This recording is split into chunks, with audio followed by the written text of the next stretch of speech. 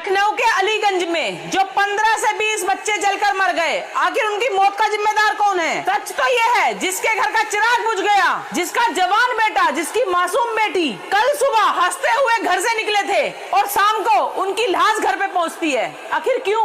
उस माँ के दिल पे क्या गुजर रही होगी, ये कोई नहीं समझ सकता। ये दर्द सिर्फ वो माँ जानती है जिसने अपनी कोख को उजड़ते हुए देखा है, और ये दर्द वो बाप जान सकता है जिसने अपनी बुढ़ापे की लाठी को अपने ही हाथों से मुखाग्नि दी हो।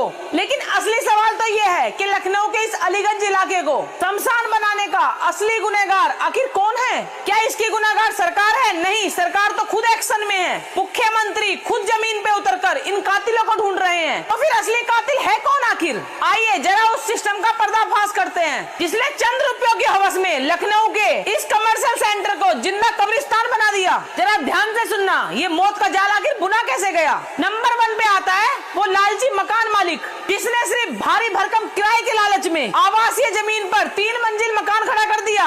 ना कोई फायर एग्जिट, ना ही कोई सुरक्षा, सिर्फ पैसा, पैसा और पैसा।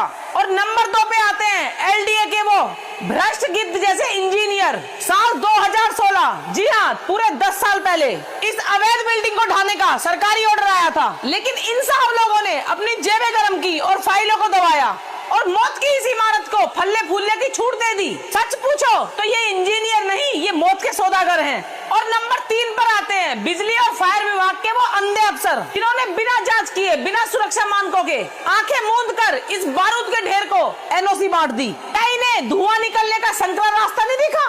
क्या इन्हें बच्चों की जान की कोई कीमत नहीं लगी?